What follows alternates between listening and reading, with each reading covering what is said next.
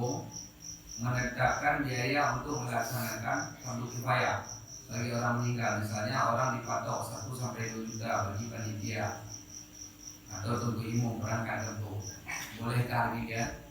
Sebut dalam kitab I'anatul Talibin dan kitab yang panjang-panjang halal mengambil ujrah dari pelaksanaan kerja agama halal. Asal itulah ya. Mereka itu buang waktu sampai 1 hari, capek, maka dihargai dengan demikian. Boleh, halal dalam agama.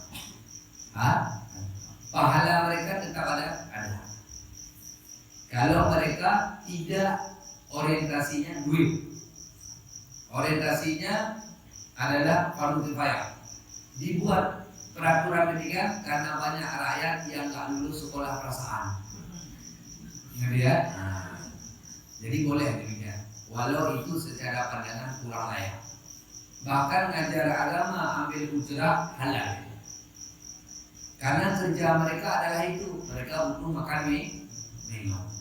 Abu Bakar Siddiq setelah jadi khalifah masih jualan setengah hari. Beliau kerjanya jual kain.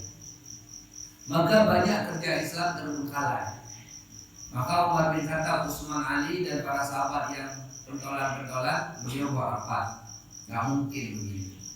Urusan Islam akan banyak terbengkalai. Maka mereka mengumpul duit untuk gaji Abu Bakar.